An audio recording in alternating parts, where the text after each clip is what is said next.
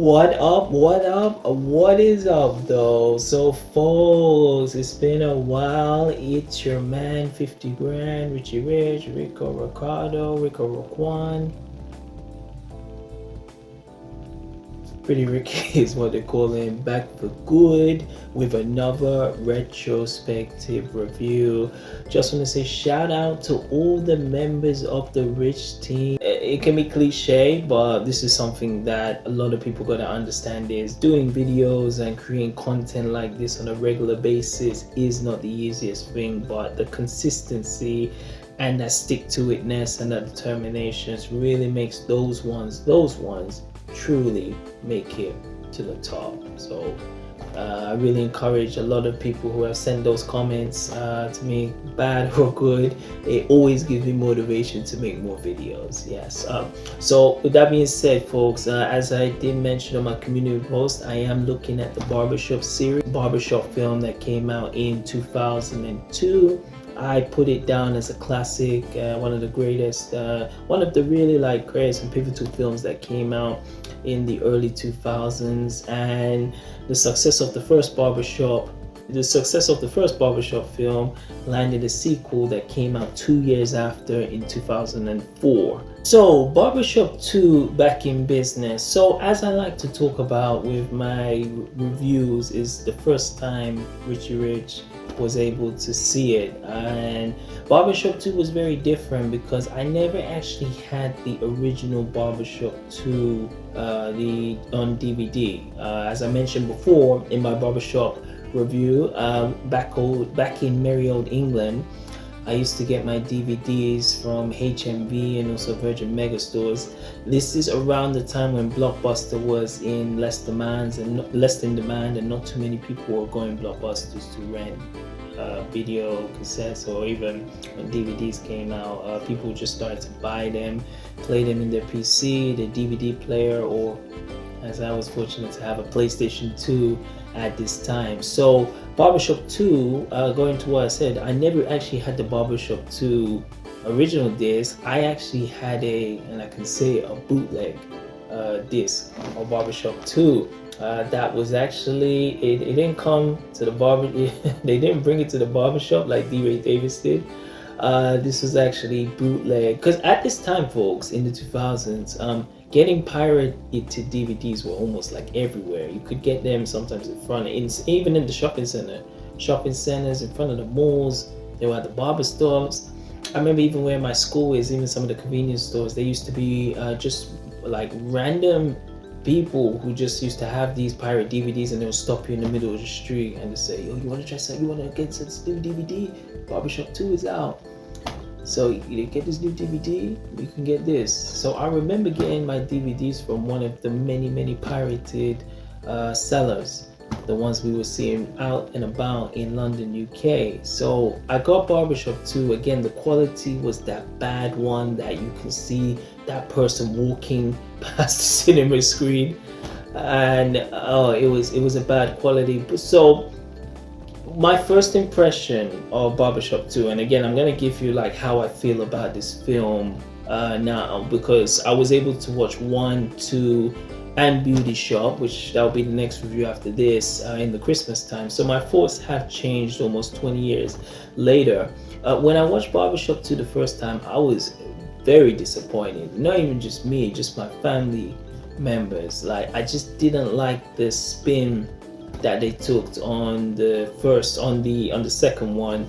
I do appreciate it that they made it different from the first one, but at the time I just didn't like what they were doing. Maybe I didn't understand it, because at this time I actually got this film the same. I was born in the 90s, so I was around a teenager when I watched this film. So I was looking for more what was in the first one. And once I saw the second one, I just didn't understand the whole gentrification angle.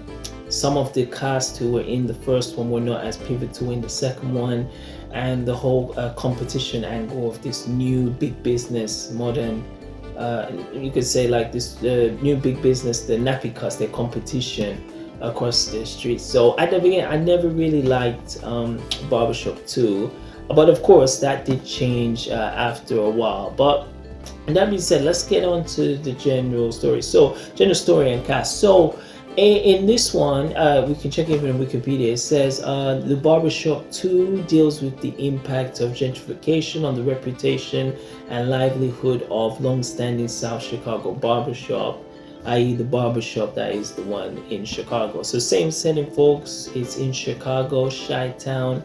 As I said, Richie Rich will one day go to Chicago. I know y'all are waiting for me, but man, let's finish the little things here, and then I'll be there very, very soon.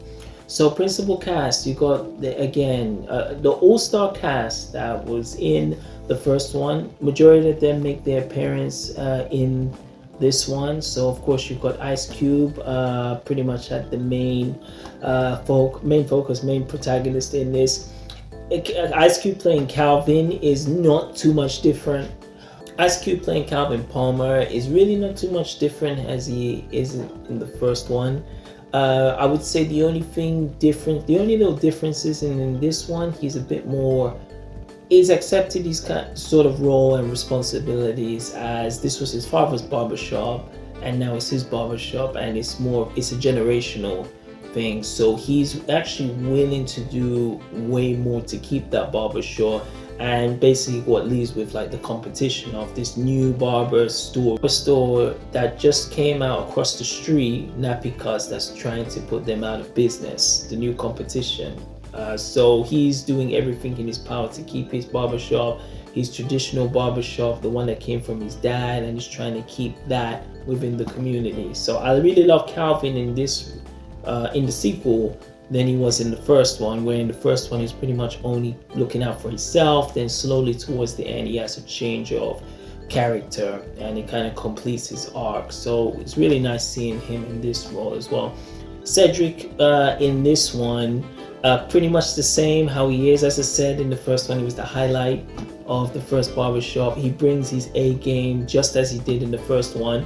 The good thing with this one is they actually give a little more backstory to Cedric, like how he even got to the barber store, because Cedric, of all the barbers in the barbershop, I wonder what the name of this, just called barbershop. Cedric, of all the barbers in the barbershop, he actually knew Calvin's father, like he was working with him. So there's scenes within this films, like flashbacks, that show Cedric meeting Calvin's father for the first time, getting the job at the barbers, and even an old flex past, played by the beautiful Garcelle Bouvet's. They tell the story of like how Eddie had this like beautiful girlfriend from the past, and how like this brought into the present time. So I really love how they expound on Eddie's character more than they did in the first one, and that's what I really feel like was missing in the first one. So it's a really nice touch that they added a bit more backstory to Eddie in the sequel.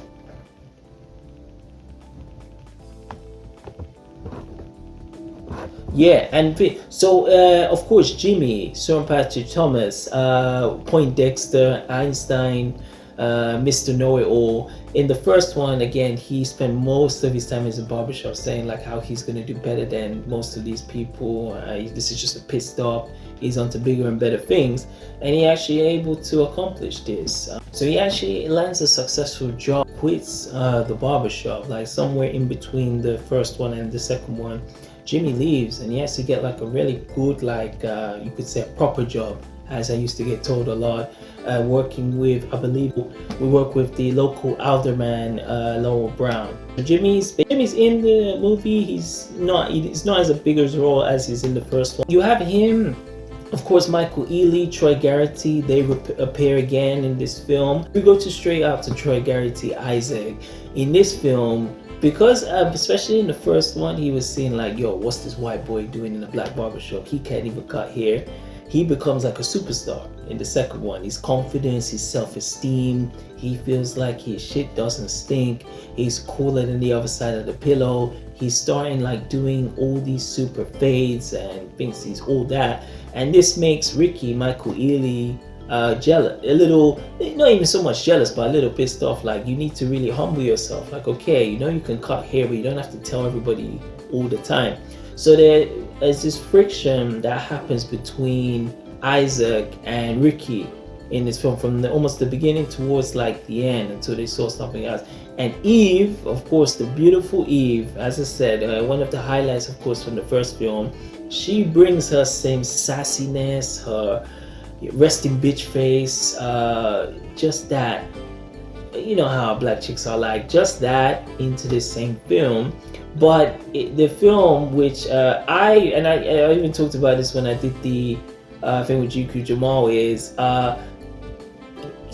looking back, I can say I saw it coming, but at the time I didn't. At the time I didn't expect the relationship between Ricky and Terry.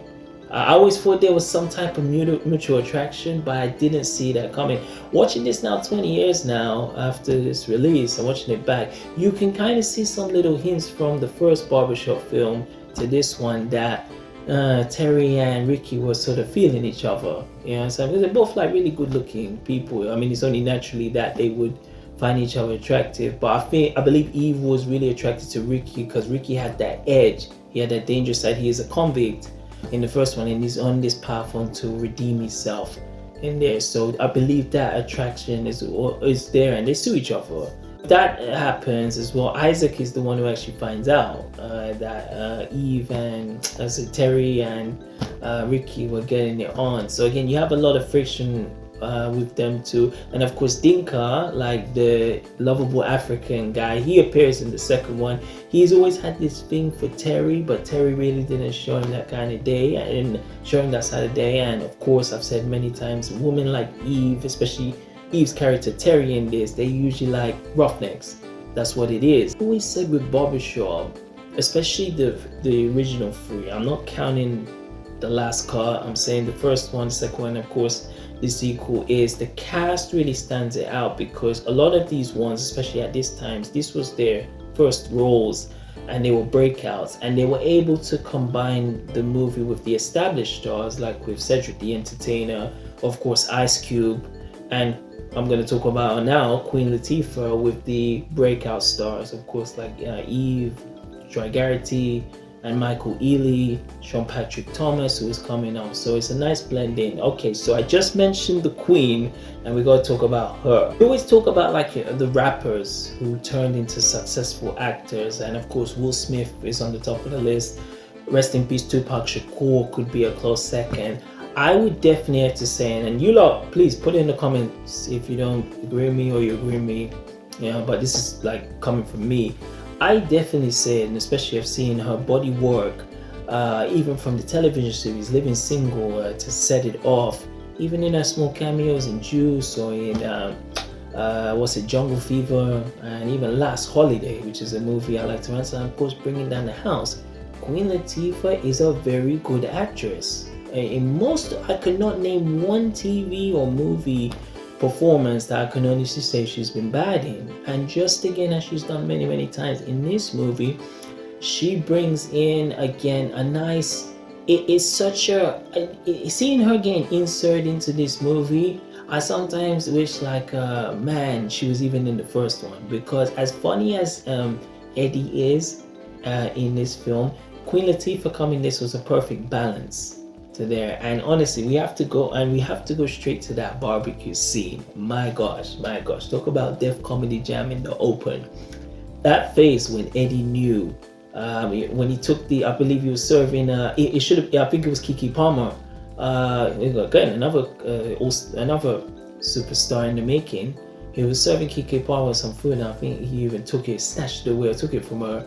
And then Queen Latifah comes in, and Eddie, who sees Queen Latifah from like a couple yards away, is like, oh shit, it's gonna be done. And they proceed in this like cookout to have like the best like verbal clash outdoors. Like Eddie is not backing down, Queen Latifah's character is not backing down, and it's a great entertaining scene.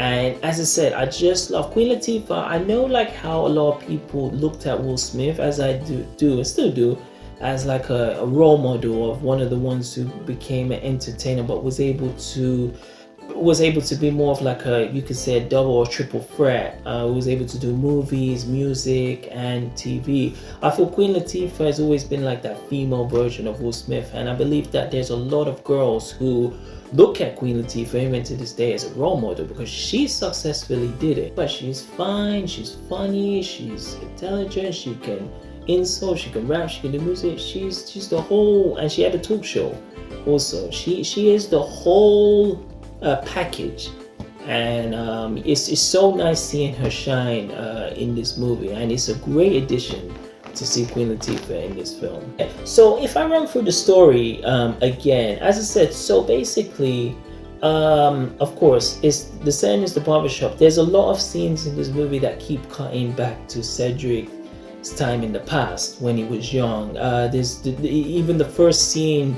that starts in this film is basically Cedric Eddie chasing after his like young the girl he was like in love with, Garcelle Beauvais, in Chicago back in the day, civil rights movement time, and he was like trying to go. He even jumps on a fire truck to go chase after Garcelle Beauvais. And I know, like I said, they say simping only started now. I believe simping started back in the 60s, back in the day. But can you blame her? Like she was and still is a fine piece of ass, scrumptious.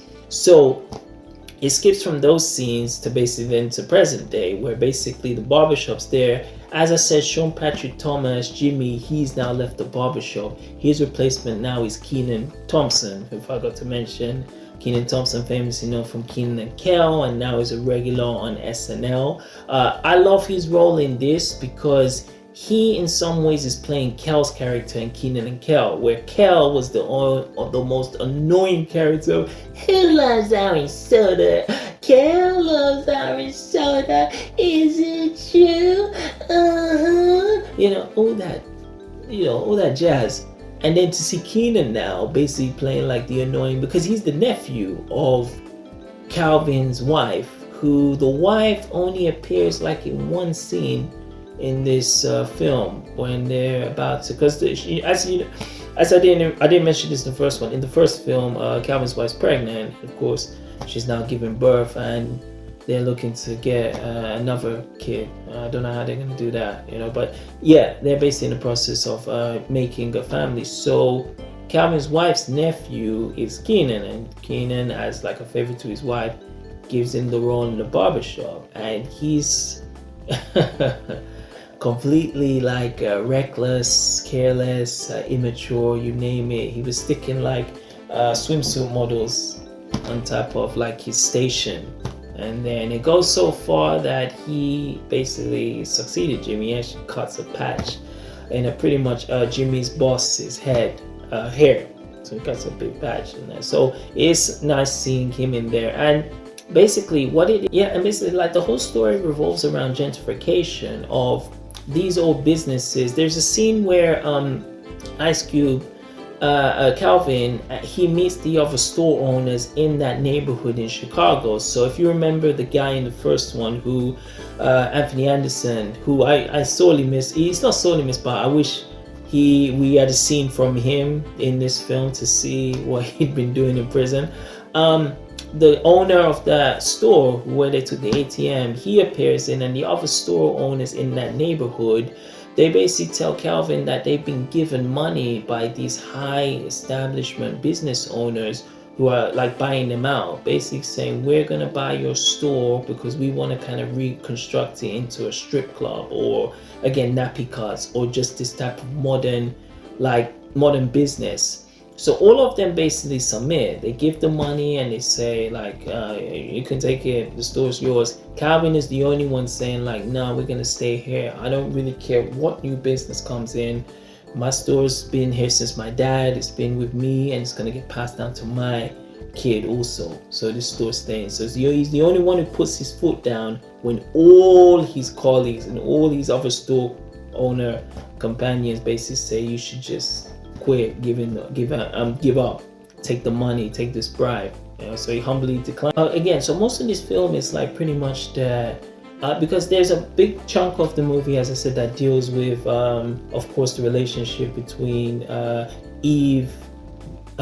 So Terry, Ricky, of course, Isaac's there, and you can even say Dinka is even inside there. So you can see like how even the first time, like even Ricky make out, it's more like this passion. Like I said, you can't really say even that like they actually love them. It's just possibly like two good-looking people who just feeling each other. Of course, there's even scenes which I find funny of Terry actually trying to change her tone a little, because like even Eddie said like you understand you're a good-looking girl, but all this sassiness is possibly the reason why you can't keep a man. So she actually changed it a little. Even one scene when Jimmy actually comes into barber to get comments.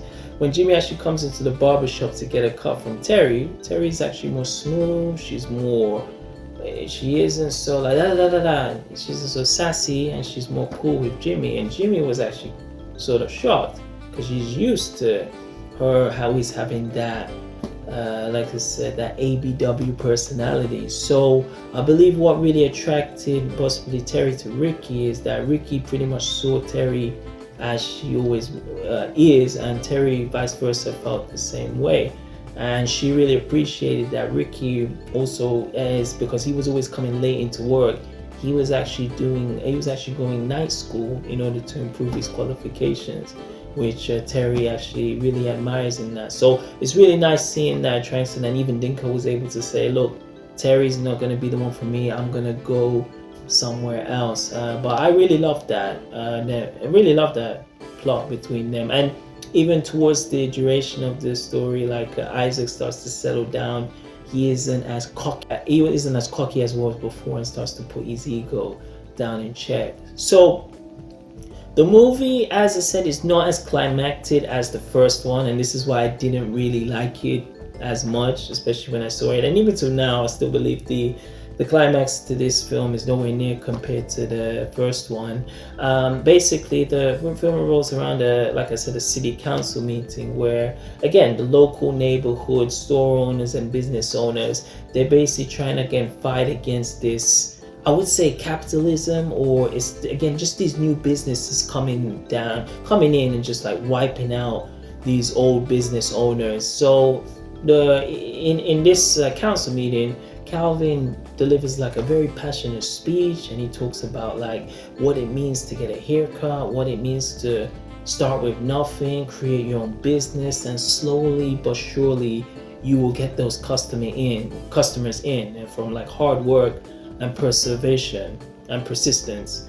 And even with all of that happens, the legislation who's there, so the ones who are voting committee, they still go against like Calvin's like appeal to like get these new business owners, businesses to come in and take over them, i.e. Napicus, which is very advanced. It's got like the best trimming machines, the best clippers. It had a basketball court inside there. It was just imagine this like this modern barbershop that has pretty much everything. It's probably got the best HD at that time, maybe the best TV screen, best flat screen at that time.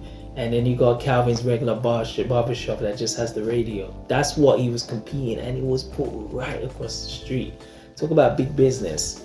So unfortunately, like this whole project to get these old businesses out, Calvin and basically the other owners in the neighborhood, they still lose. They lose, and Nepicus is there and it's up and running. But what the real triumph and the real win from this is, because of that seniority, that the barbershop is actually bigger than Calvin and it's bigger than a lot of people. It has like history, and this is where it connects with those scenes where you see Eddie again meeting Calvin's father and then working for Calvin's father, and then even standing up against the the civil rights activists who wanted to kind of burn down the white man's barber store. You have a barber store in a white man's land, so we're gonna burn it down. He was there standing up against them. What they did to keep that barbershop to days like this, it still stands, is very admirable. So there's a great scene towards the end where not because opens, but because of that loyal barbershop, all the customers that have been there before, they would rather go to this barbershop than to go to this high-tech modern barbershop, nappy cuts across the street. And so even the competition who thought they were just gonna dust them aside unsuccessfully were wrong. And Calvin's Barbershop is still there and flourishing. And also Queen Latifah, who's a character Gina in this, her beauty shop is just across the street, and it leads of course into the sequel. Alright, yes, so folks, so before I give my final thoughts on Barbershop 2 Back in Business, as you know, I'm gonna love to talk about the soundtrack. Okay, so as I said in the Barbershop original one, 2000, again, the biggest stars at this time were 50 Cent, you had Eminem, you had Galera, you had Maya, who was there. I think Alicia Keys was coming out towards the end, and of course DMX. Got the new DMX, baby. Good points with the second film, with Barbershop 2. Good points I love about the second film is that it is not a carbon copy of the first one. I really admire the director in this, whose name is the director who takes over Tim Story's position in the first one is Kevin Rodney Sullivan. He's the director of Barbershop 2. I really admire that he doesn't go for the same carbon copy as the first one. It's very common when you get a hit for the first movie, usually the sequel that comes out a year or 2 years later pretty much is a story that revolves pretty much similar to the first one. A lot of same scenes, a lot of the same gags, a lot of, like, a perfect example is Home Alone 1 and Home Alone 2. Different setting, but still pretty much almost a carbon copy of the first one. And it is really nice that this film goes in a different path of talking more about gentrification, legacy, and also delving into like the past of, again, so many flashbacks of what happened before the barbershop came today. So that is a really good point, that it didn't just copy the first one. Second is in the second one, so it just doesn't have that like impact or that suspense that the first one has. Barbershop, as I said, Barbershop 2 is a good film. Possibly I can also say the soundtrack is nowhere near as good as the first one. I really love the intro to the first movie, the first Barbershop movie. I know the second one they used the Black Eyed Peas, Let's Get It Started. So it's the first film, and this is why I believe it stands out more as a classic, is it balanced the comedy and also the even the little parts of the drama of like real stuff happening on, of course, how dangerous Chicago can be, and the idea of like becoming more of a team member than only just thinking about yourself. Whereas the second one, it didn't have too much of those moral values that the first one did, and that's why ultimately Barbershop 1 is still hands down is still the best in the series. Alright folks, so that is my review on Barbershop 2 Back in Business. As I said, I give it 3 stars out of 5. Let me know what you think about Barbershop 2, the sequel to the classic that came out 2 years after in 2004. Let me know what you thought of the characters returning. What did you think of the even the inclusion of Queen Latifah playing Gina? Put all your comments down in the comment section. Be sure to like, comment, share, and subscribe. Really thank you for taking time to watch this review. And yes, just remember that money never sleeps, and neither do I.